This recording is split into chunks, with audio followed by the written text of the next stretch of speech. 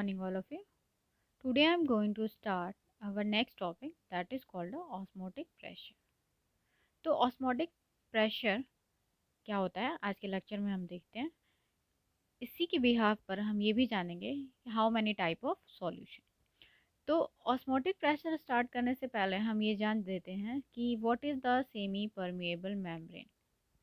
Semi permeable membrane एक ऐसी membrane होती है जो अपने में से केवल सॉल्वेंट पार्टिकल को मूव करने के लिए परमिट करती है. अगर हम सॉल्यूशन की बात करते हैं तो सॉल्यूशन किससे मिलकर के बना होता है. सॉल्यूशन बना होता है सॉल्यूट और सॉल्वेंट के. अगर हम साइज़ की बात करते हैं सॉल्यूट और सॉल्वेंट की, तो सॉल्यूट का जो साइज़ होता है वो हमेशा क्या होता है, लार्ज होता है in comparison to the solvent. यानी सॉल्यूट का जो साइज़ होगा वो लार्ज होगा और सॉल्वेंट का जो साइज़ होगा वो सॉल्यूट के कंपैरिजन में लोअर होगा. एग्जांपल हम ले लें, सपोज हमें सॉल्यूशन बनाना है, शुगर ले लिया और हमने वाटर ले लिया. तो शुगर का जो साइज़ होता है वो सॉल्वेंट के पार्टिकल के कंपैरिजन में लार्ज होता है. तो सेमी परमिएबल का मेम्ब्रेन क्या करती है, केवल सॉल्वेंट पार्टिकल को ही अपने में से मूव या फ्लो करने के लिए परमिट करती है. ठीक है. तो इसी के बिहाफ पर हम जानते हैं व्हाट इज़ द ऑस्मोसिस.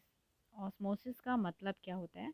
तो ऑस्मोसिस का मतलब होता है कि जो सॉल्वेंट होगा वो मूव करेगा. कहाँ से मूव करेगा, हायर कंसंट्रेशन.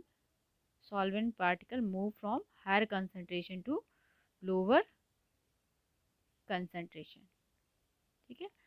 थ्रू द, किसके थ्रू मूव करेगा, through the semi permeable membrane, SPM के थ्रू. यानी सॉल्वेंट पार्टिकल क्या होगा, higher concentration to lower concentration move करेगा through the semi permeable membrane and that procedure is known as osmosis. इसी procedure को हम क्या कहते हैं, ऑस्मोसिस के नाम से जानते हैं. तो डेफिनेशन अगर हमसे पूछा जाता तो solvent flow from higher concentration to lower concentration by the means of SPM. SPM का मतलब है semi permeable membrane, naturally is called osmosis. Suppose हमने क्या किया, हमारे पास एक, हमने एक कंटेनर ले लिया, हमने एक कंटेनर लिया. ठीक है. उस कंटेनर में हमने क्या किया, उस कंटेनर में हमने एक सेमी परमिएबल मेम्ब्रेन को लगा दी. अब एक तरफ हमने क्या किया, प्योर वाटर लिया, हमने प्योर वाटर लिया यहाँ पे. ठीक है. प्योर वाटर ले लिया और दूसरी तरफ हमने क्या किया, सोडियम क्लोराइड यानी सॉल्ट और वाटर का सॉल्यूशन ले लिया. तो यहाँ पे देखेंगे तो जो सॉल्यूट है उसका इसमें हमने सेकंड तरफ क्या किया है, हमने क्या लिया है, सॉल्ट का एक्वा सॉल्यूशन ले लिया. अगर हम इस जहाँ जिस तरफ हमने सॉल्ट का एक्वा सॉल्यूशन लिया है तो वहाँ पे अगर हम सॉल्वेंट का कंसंट्रेशन देखेंगे तो वो क्या होगा, लोअर होगा. क्या होगा, यहाँ पे कंसंट्रेशन ऑफ सॉल्वेंट जो होगा वो लोअर होगा. और जिधर हमने प्योर वाटर लिया है उसमें सॉल्वेंट का जो कंसंट्रेशन होगा वो हाई होगा. और अभी हमने बोला कि जो पार्टिकल मूव करेगा, ऑस्मोसिस का मतलब क्या होता है, जो सॉल्वेंट के जो पार्टिकल होंगे वो कहाँ से कहाँ मूव करेंगे, वो मूव करेंगे higher concentration to lower concentration through the semi permeable membrane. तो यहाँ पे क्या है, देखो इस कंडीशन में अगर हम देखते हैं, अगर इस फिगर को देखें तो यहाँ पे कंसंट्रेशन क्या है, सॉल्वेंट का हाई है, यहाँ पे कंसंट्रेशन क्या है, लोअर है. पार्टिकल मूव कहाँ से कहाँ करेगा, तो वो सॉल्वेंट के जो पार्टिकल होंगे वो higher concentration to lower concentration move करेंगे. किसके थ्रू मूव करेंगे, सेमी परमिएबल मेम्ब्रेन के से मूव करेंगे. लेकिन अगर हम कुछ समय के बाद अगर हम देखें जो मूव कर रहे हैं पार्टिकल, कुछ समय के बाद अगर हम देखते हैं तो क्या होगा कि ये जिसमें प्योर वाटर, जिस साइड प्योर वाटर था उस साइड क्या होगा, उसका अमाउंट जो होगा वो धीरे धीरे कम होने लगेगा और इधर जो होगा वो बढ़ जाएगा. तो उस कंडीशन में अगर सपोज हम यहाँ पे प्रेशर ऐसे कंडीशन में है, यानी हमारा तो यहाँ लॉस हो रहा है क्योंकि हमारा प्योर सॉल्वेंट का अमाउंट क्या हो जा रहा है, वो घटता जा रहा है, कम होता जा रहा है. तो ये हमारा यहाँ हमारा लॉस हो रहा है. तो हम क्या करें, जिधर हमने जहाँ यहाँ सॉल्ट सॉल्यूशन में जिधर प्योर वाटर गया हम क्या करें, यहाँ पे प्रेशर अप्लाई कर दें. क्यों प्रेशर अप्लाई करें, कि प्रेशर जब अप्लाई करें, इतना प्रेशर अप्लाई करें कि ये जो ऑस्मोसिस प्रोसेस है वो रुक जाए.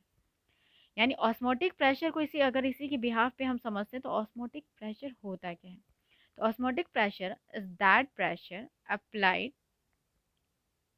ठीक है, वो प्रेशर होता है जो जिसको हम अप्लाई करते हैं, जिसकी वजह से ऑस्मोसिस प्रोसेस जो होता है वो स्टॉप हो जाता है। इट मीन्स यानी osmotic pressure is that applied pressure so that osmosis process is stop, यानी वो प्रेशर जिसके अप्लाई करने से ऑस्मोसिस रुक जाता है, that is called osmotic pressure and it is denoted by pi. ठीक है, इसे हम किससे डिनोट करते हैं, पाई से हम डिनोट करते हैं। हमें पता है कि ideal, we know that ideal gas equation that is equal to the PV is equal to NRT. तो हम यहाँ पे गैस की तो बात नहीं कर रहे, हम सॉल्यूशन की बात कर रहे हैं। तो जो हम यहाँ पे ऑस्मोटिक प्रेशर अप्लाई कर रहे हैं उसे हम पी की जगह हमने क्या मान लिया, पाई मान लिया। तो हम लिख सकते हैं P V is equal to N R T.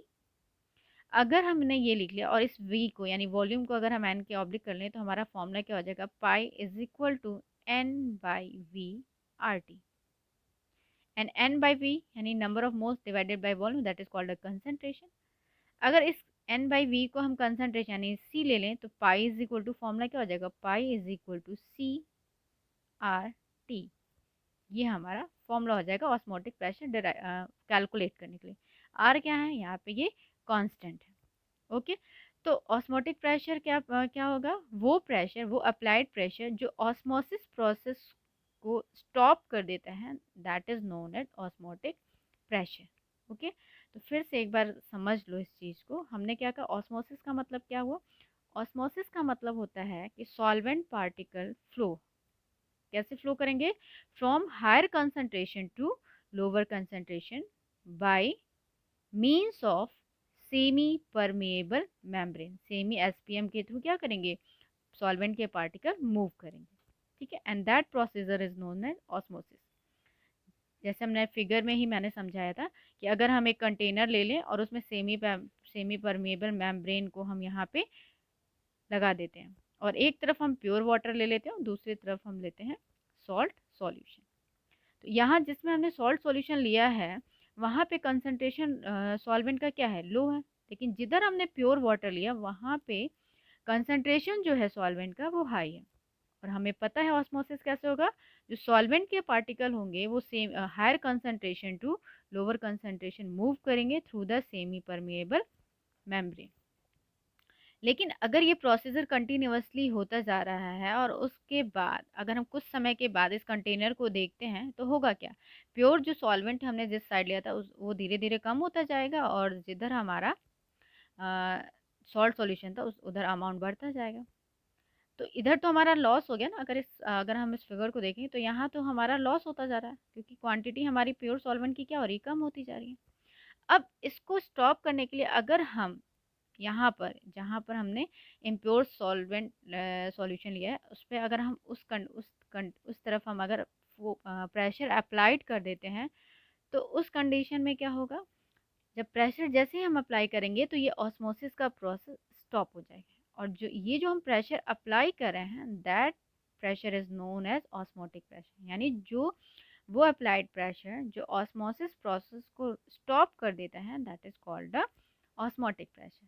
ये मैंने अभी बता दिया है कि ऑस्मोटिक प्रेशर हमने फॉर्मूला डिराइव कर रहे हैं, pi is equal to C R T, जिसके थ्रू हम न्यूमेरिकल सॉल्व करेंगे। इसके बाद ये तो हमने ऑस्मोटिक ऑस्मोसिस देख लिया, ऑस्मोटिक प्रेशर भी देख लिया। अब हम देखते हैं what is the reverse osmosis. Reverse osmosis को अगर हम समझते हैं तो उस कंडीशन में देखेंगे कि हमने अभी कहा कि हाँ, अगर हम प्रेशर अप्लाई करते हैं तो ऑस्मोसिस स्टॉप हो जाता है। अगर हम इससे भी ज़्यादा अगर हम प्रेशर अप्लाई कर दें, इससे ज़्यादा अगर हम प्रेशर अप्लाई कर देते हैं तो उस कंडीशन में क्या होगा, ये प्रोसीजर अपोजिट जाने लगेगा।